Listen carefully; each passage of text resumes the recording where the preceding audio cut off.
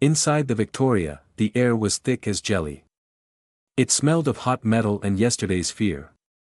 Tommy, the youngest of them, sat on a box of shells, nervously tapping his knuckles on the shell casing. The sound, ding ding ding, was as irritating to the nerves as dripping water from a faucet. "Stop it, Tommy," Mackenzie grumbled, not looking up from the inspection device. His voice came dully through the internal connection, as if from the bottom of a well. "Your rhythm makes my teeth ache." "I'm checking the shell casing, Mac," the boy snapped, but stopped tapping. "Is it deformed? Is it going to jam? Do you want us to jam when we meet Jerry?" "I want you to shut up and let me listen to the engine," the driver snapped. "It sneezes at low revs. The left filter is clogged with that damned French dust again." There was a rustling sound from the conning tower, and then Captain Hastings' calm, slightly hoarse voice, "The engine is fine, Mac. It's just old. Like you and I, don't expect opera singing from it." Harry, the gunner, who had been silently wiping the eyepiece of the sight with a piece of suede, raised his head. "Cap, what's wrong with the radio? Is headquarters still silent?" "Just a crack, Harry. It looks like the bulb has burned out or the antenna input has been cut off by a branch. We're deaf, gentlemen."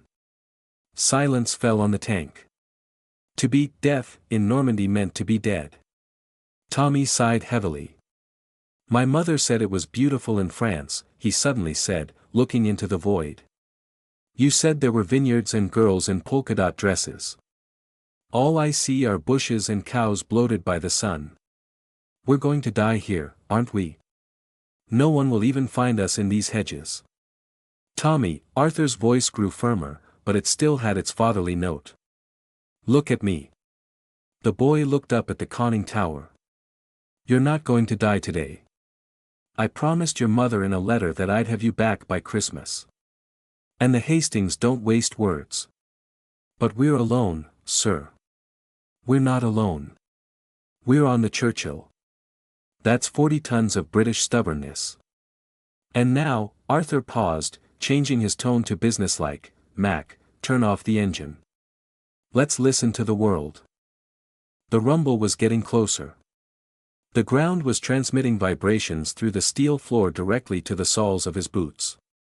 "Contact," Arthur whispered. "Mac, no sound. Harry, turret to the right. Slowly. How do you turn your head so you don't scare a fly?" The Victoria's turret began to turn. The hydraulics whined pitifully, but the sound was drowned out by the roar of the German engine outside. It appeared in the sights. A gray monster with black crosses on its sides. It crawled through a gap in the hedge, snapping young trees like matchsticks. "Jesus Christ," Tommy gasped. "It's a tiger. It's a bloody royal tiger, sir. Don't worry. It's a regular T6, Arthur lied, although he could see the elongated barrel of the 88mm gun perfectly. Range? 450, Harry's voice became mechanical, devoid of emotion. It was a professional deformation. 30 degrees of bank.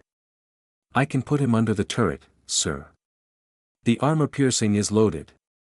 He can't see us, Mac commented. He's looking at the road. Harry leaned into the scope. His finger was on the trigger. "Sir, I've got a perfect angle. One shot. We'll light his warhead. Give me permission." "Back off," Arthur commanded quietly. "Cap."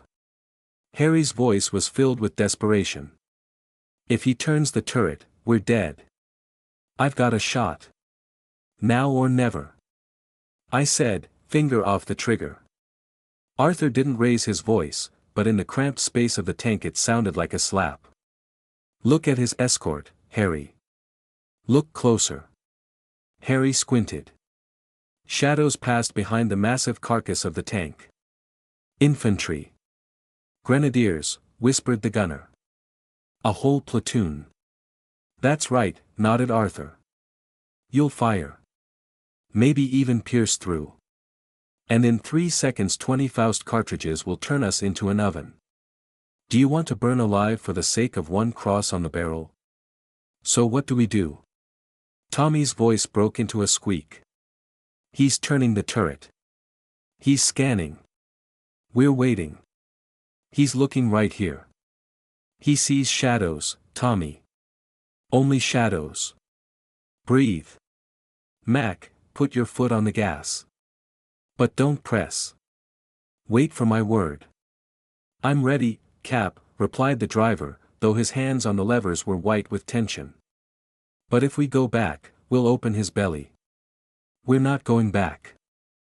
Mac, listen carefully. Wall on the left. At 9 o'clock. Shed. Through it. You're crazy, sir. There are rocks. We'll fly off the tracks. There's a ravine, Mac. That's our only way out. On the count of 3. 1. 2. Go. The Churchill's engine roared like a wounded beast. The tank jerked away, throwing up lumps of earth. Hold on. Arthur shouted, diving inside the turret. Bang! The world turned upside down. The sound of hitting the rocks was like someone hitting a head in a bucket with a sledgehammer. The Victoria broke through the wall. Dust instantly filled the fighting compartment.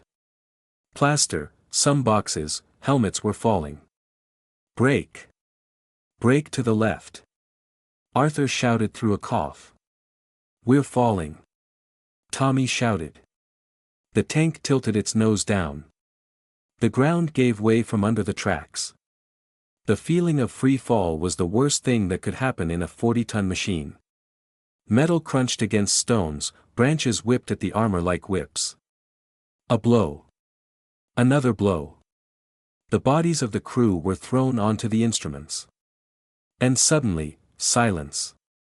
Only the hissing of steam from the radiator and the heavy breathing of 4 people.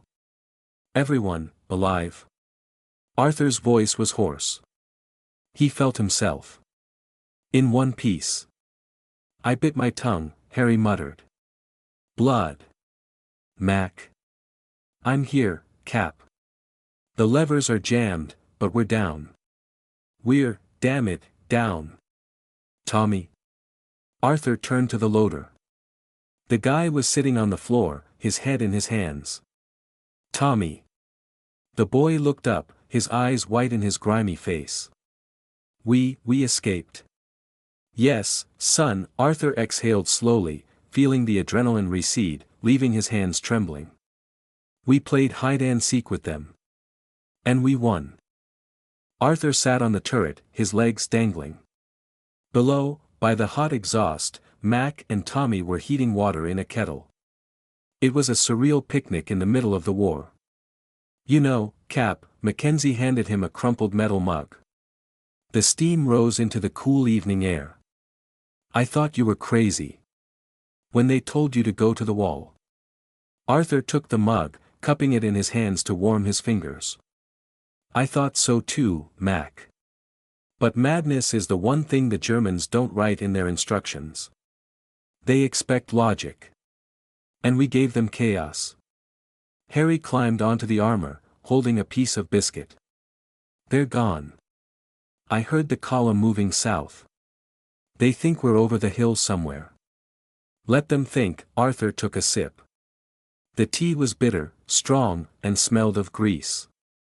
The best tea he had ever had. We have the night to fix the caterpillar, and the morning to find our own. Tommy looked at the commander. The boy's eyes no longer held the animal terror of the morning. There was something new there. Trust. Sir. What, Tommy? Thank you. For not letting us shoot. I would probably miss with fright. Arthur smiled, the lines around his eyes deepening. You wouldn't miss, Tommy. You're a good soldier. But today is not our day to kill. Today is our day to live. Drink your tea while it's hot. The forest around them was falling asleep. The war was far away, and here, in the ravine, 4 men sat on the warm armor of their tank, simply breathing. And that was the greatest victory.